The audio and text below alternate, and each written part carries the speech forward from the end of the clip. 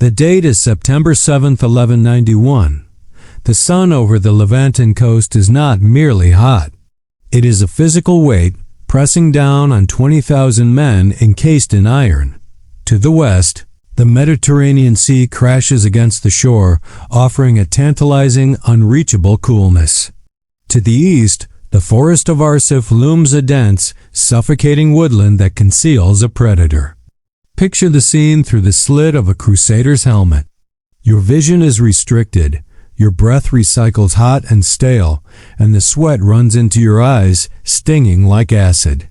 You are part of a column that stretches for miles, a serpent of steel winding its way south towards Jaffa. But you are not walking alone. For weeks, you have been shadowed. A cloud of dust parallels your march, a phantom army that strikes and vanishes. But today is different. The dust cloud has stopped moving. It has settled.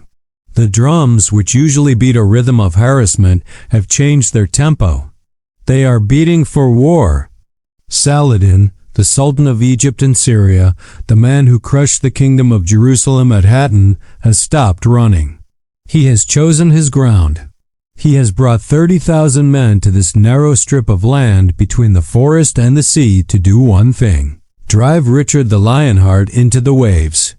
But here is what the chronicles often gloss over in favor of romanticized charges. The Battle of Arsuf was not won by the sword. It was won by the mind. It was a contest between the fluid, chaotic brilliance of the East and the rigid, ironclad discipline of the West, and for the first few hours, it looked entirely like the Lionheart was walking into a massacre. To understand the sheer magnitude of the violence that is about to explode, we must first look at the chessboard. Richard I of England is leading the Third Crusade. He is a man of towering physical presence and terrifying military intellect. He knows that his army is operating in hostile territory miles from home, with no supply lines other than the fleet sailing parallel to them. Richard has devised a formation that military historians still study today. It is a marching box, a moving fortress. On the landward flank, facing the enemy, he has placed his infantry. These are men wearing heavy felt gambesons and mail, impenetrable to light arrows. Between the infantry intervals are crossbowmen, winding their heavy mechanisms, ready to punish any horseman who gets too close. Inside this protective shell of infantry ride the heavy cavalry, the nuclear option of medieval warfare. The Knights Templar hold the vanguard, the Knights Hospitaller protect the rear, and the king and his knights hold the center. They are the payload. The infantry is the delivery system. Saladin knows this. He knows he cannot smash this formation head-on. His army is built on speed, mobility, and the composite bow. His plan is not to crush the box, but to heat it up until it explodes. He wants to provoke the knights. He wants them to break formation, to charge prematurely into the forest where his numbers will swallow them whole. The trap is set at the gardens of Arsuf. Here, the forest edge creeps within 2 miles of the sea. The bottleneck forces the Crusader column to narrow. This is the killing zone. As the sun climbs higher, the temperature hits 90 degrees. And then the noise begins. It starts with a low rumble, the sound of thousands of hooves on hard-packed earth. Then come the cymbals, the gongs, and the terrifying Naker's massive war drums mounted on camels. The chronicler Baha al-Din, who was present at Saladin's side, wrote that the noise was so deafening that men could not hear God's own thunder. From the tree line, the attack begins. It is not a wave, but a swarm. Nubian archers, Bedouin skirmishers, and Turkoman horse archers flood the plain. They ride right up to the Crusader lines, screaming insults, firing arrows at point-blank range. The sky darkens. It is said that the arrows fell like rain, covering the ground so thickly that you could not walk without stepping on a shaft. But the Crusader infantry holds. Their armor is thick. The Turkish arrows, fired from light bows for speed, often bounce off the heavy gambesons or stick harmlessly into the wooden shields. The Crusaders march on, heads down, stepping over the wounded, maintaining the rhythm. Left, right. Left, right. This infuriates Saladin. He commits his next wave. These are not light skirmishers. These are the Mamluks, elite slave soldiers, and the heavy cavalry of his emirs. They charge with lances and maces, crashing into the infantry shield wall, trying to pry it open. The fighting becomes hand-to-hand. The pressure is immense. But the focus of the battle begins to shift. Saladin realizes that the vanguard, led by the Templars, is too strong, so he targets the rear. He sends his fiercest battalions to swarm the Knights Hospitaller at the back of the column. This is the crisis point. The rear guard is not just marching. They are walking backward, fighting a retreating action while trying to move forward. The Hospitallers are being flayed alive. Their horses, less armored than the men, are being targeted. A knight without a horse is a metal statue waiting to be toppled. Garnier de Nobles, the Grand Master of the Hospitallers, is a man on the edge of sanity. He sees his brothers dying. He sees the enemy mocking them, riding within mere feet of their lances. The psychological strain is unbearable. To a medieval knight, restraint is not a virtue, it is cowardice. Every instinct in his blood screams to charge. Garnier rides forward, breaking protocol, and finds King Richard. He pleads with him, "Sire, we are being heaped with shame. We are losing our horses. Let us charge." Richard's response is cold, calculated, and terrifying. Wait. The king knows that a premature charge is suicide. If they scatter now, the Ayyubid light cavalry will simply retreat, circle back, and pick them off one by one. Richard needs the enemy to be closer. He needs them to be so committed, so packed together, that they cannot escape the hammer blow. He is waiting for the perfect moment, a moment that might never come. The march continues. The heat rises. The dust chokes the lungs. The Hospitallers are now losing horses by the dozen. The enemy is so bold they are grabbing the knights' bridles.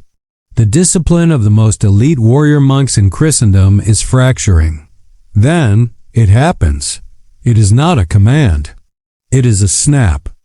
Baldwin de Carouge, a marshal of the Hospitallers, can take it no longer. He wheels his horse around. He cries out, "St. George," and drives his spurs into his mount's flanks. Next to him, another knight follows. In an instant, the dam bursts. The entire rear guard, hundreds of heavy cavalry, spins around and transitions from a walk to a gallop. This is the nightmare scenario. Richard looks back and sees his formation shattering. The charge has launched without his signal. If he does nothing, the Hospitallers will be cut off and slaughtered. The army will be split in two. In this split second, Richard the Lionheart earns his name. He does not try to stop the chaos. He embraces it. He realizes the die is cast. He signals the trumpeters. The call goes out not to halt, but to attack. The entire Crusader line, from the rear guard to the vanguard, pivots. The infantry opens gaps in the line. And through those gaps pours the accumulated rage of 20,000 men. It is difficult for the modern mind to comprehend the physics of a heavy cavalry charge. Imagine a projectile weighing 1,500 pounds horse and armored man moving at 25 miles per hour. Now multiply that by 4,000. It is not a battle tactic. It is a geological event. The ground shakes. The air is displaced. Saladin's men are caught completely off guard. They had been pushing against a stone wall, and suddenly the wall has fallen on top of them. They are close too close. The light Turkish horses, agile as they are, cannot accelerate fast enough to escape the destriers thundering down on them. The impact is sickening. The first rank of the Ayyubid army simply evaporates. The heavy wooden lances of the Crusaders punch through mail, flesh, and bone. The momentum carries the knights deep into the enemy mass. This is where the 17 minutes begins. It is not a prolonged duel. It is a slaughter. Richard is in the thick of it. The chroniclers describe him as a giant possessed. He wields a heavy axe, carving a path through the enemy. One account says, he was cutting down the Turks as a reaper cuts down the corn. Wherever he rides, a wide avenue of empty space opens up, created by the sheer terror of his presence. The Ayyubid army, 30,000 strong, collapses in panic. The strict hierarchy of the Muslim forces dissolves. Emirs are trampled by their own retreating soldiers. The dust is so thick that men are fighting shadows, but the momentum is entirely with the Crusaders. Saladin watches from a nearby hill, horrified. His invincible army, which had conquered Jerusalem, is being dismantled before his eyes. He tries to rally his bodyguards to send in reserves, but the panic is contagious. It spreads like a virus through the ranks. But Richard is not just a berserker, he is a general. He knows the danger of the pursuit. If his knights chase the fleeing enemy into the forest, they will become separated and ambushed. This is how battles are thrown away. So, in the midst of the blust, Richard does the impossible. He halts the charge. The trumpets sound the recall. The knights, heavy with adrenaline, rein in their horses. They reform their lines. This display of discipline is even more impressive than the charge itself. They stop, catch their breath, and wait. Saladin, seeing the Crusaders stop, thinks he sees an opening. He rallies his survivors. They have stopped. They are exhausted. Attack them now. The Ayyubid cavalry turns and charges back towards the Crusader line. It is a brave move, but it is a fatal error. Richard waits until they are close. Then he unleashes the second wave. The Crusaders charge again. This time, the impact is final. The Ayyubid counterattack is smashed. The enemy breaks for good, fleeing into the wooded hills of Arsuf, leaving thousands of dead on the field. The entire engagement, from the moment the Hospitallers broke rank to the final routing of Saladin's forces, took less time than it takes to eat a meal. 17 minutes of concentrated, industrial-scale violence. As the dust settles, the scale of the victory becomes clear. The field is littered with the bodies of Saladin's elite. 7,000 Muslim soldiers lie dead, including 32 Emir's high-ranking commanders whose loss will cripple Saladin's command structure for months. On the Crusader side, the losses are incredibly light. Less than 700 men. It is a lopsided victory of historic proportions. Richard orders his men to pitch camp on the battlefield, the ultimate symbol of victory. They strip the armor from the fallen, collect the valuable Arabian horses, and finally, after weeks of marching in the heat, they rest. But the consequences of Arsuf go far beyond the body count. For years, Saladin had cultivated an aura of invincibility. He was the sword of Islam, the man who could not be defeated. Arsuf shattered that myth.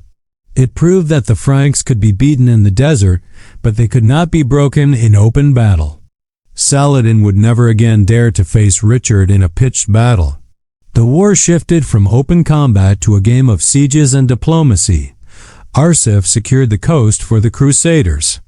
It saved the Third Crusade from total annihilation and ensured that the Christian presence in the Holy Land would survive for another century.